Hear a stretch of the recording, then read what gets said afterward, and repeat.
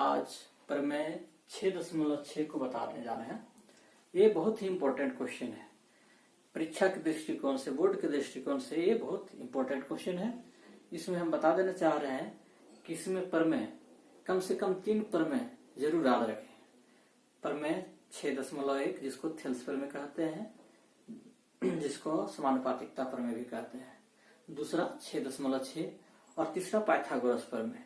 3 प्रमेय जरूर याद रखें। इसके अलावा 2 प्रमेय और याद रख सकते हैं, प्रमेय 6.2 और पाइथागोरस प्रमेय का विलोम। इतना प्रमेय याद रखेंगे तो एक प्रमेय जरूर आपके हैंड में रहेगा। ठीक है, तो देखते हैं प्रमेय 6.6 क्या है। 2 समरूप त्रिभुज का क्षेत्रफल, 2 समरूप त्रिभुज का क्षेत्रफल उसके क्या होता है, क्रम से उसके भुजाओं के वर्गों के अनुपात के बराबर होता है। तो कैसे होता है? 2 त्रिभुज मान लीजिए एबीसी और पीक्यूआर है। ठीक है, तो माना कि 2 समरूप त्रिभुज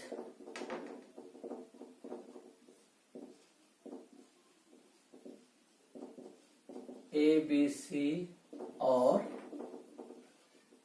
पी क्यू आर है।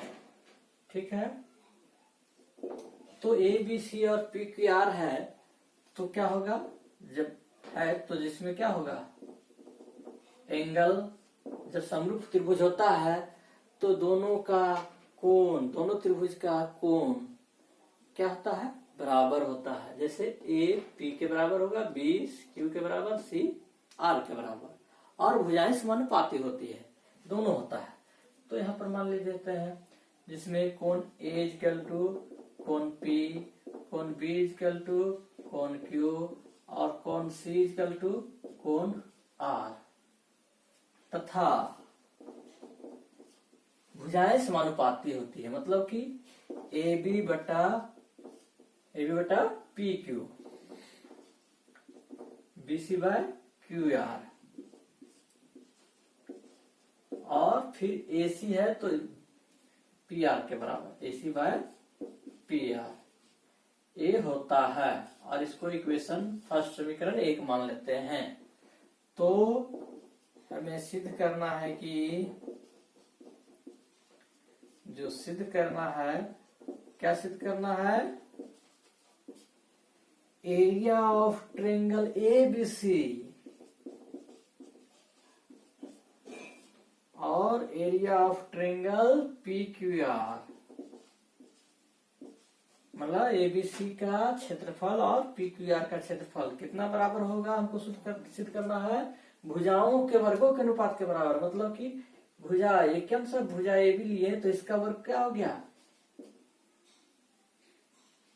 ए बी स्क्वायर, और इसका हो गया पी क्यू स्क्वायर। इसको A B by P Q का होल स्क्वायर भी लिख सकते हैं। और फिर इधर बीसी लिए तो इधर Q R, BC square by Q R square, और इधर ए सी स्क्वायर लिखे तो इधर पी आर स्क्वायर। ये हमको प्रूफ करना है।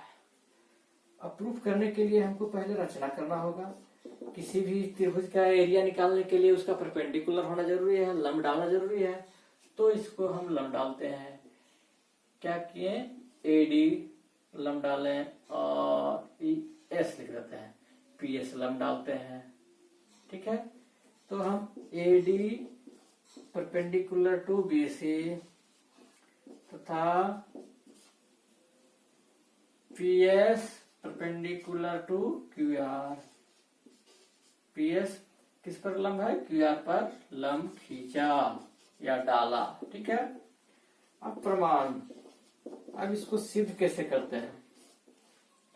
अब सिद्ध करने के लिए क्या करते हैं, चूंकि हमको मालूम है कि त्रिभुज ए बी सी और पी क्यू आर समरूप है, तो हम इधर से ये हाफ त्रिभुज, ए हाफ त्रिभुज, ये दोनों हाफ त्रिभुज को हम समरूप करते हैं। देखते हैं कैसे आता है। यहाँ हमारा 90 डिग्री है, परपेंडिकुलर है इसलिए 90 डिग्री है। तो त्रिभुज A B D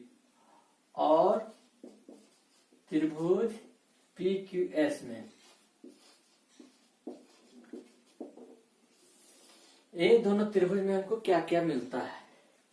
A angle B और एंगल क्यू बराबर है, यहाँ पर देख सकते हैं दिया गया है, और जो कि समरूप है इसलिए angle B equal to angle Q दिया गया है। ठीक है, अब ये एंगल 90 डिग्री है, A D B, angle A D B equal to angle P S Q, P S Q बराबर 90 डिग्री। जब दो त्रिभुज में दो एंगल बराबर हो जाए तो वो त्रिभुज समरूप होता है, क्योंकि शेष कोण भी क्या होगा, बराबर होता है। इसलिए दो ही एंगल से अब समरूप किया जा सकता है, इसलिए त्रिभुज ए बी डी समरूप त्रिभुज पी क्यू एस, कहां से, ए समरूपता से। जब त्रिभुज समरूप हो गया इसका मतलब क्या होगा, ए बी बटा पी क्यू, ए बी बटा पी क्यू बराबर ए डी बटा पी एस। भुजाएं समानुपाती होगी। प्रमेय 6.1 से। जब समरूप त्रिभुज क्या हो गया, समरूप हो जाएगा तो भुजाएं समानुपाती होगी। तो ए बी बटा पी क्यू बराबर क्या हो जाएगा, बी डी बटा, बी डी नहीं, ए डी बटा पी एस। ठीक है, इतना तो समझ में आ गया होगा। अब आगे देखते हैं क्या। अब एरिया है, एरिया हमको निकालना है, तो एरिया के लिख चलते हैं। Area of triangle A B C जो हमको लाना है, area of triangle P Q R, A B C और पी क्यू आर का एरिया का अनुपात निकालना है।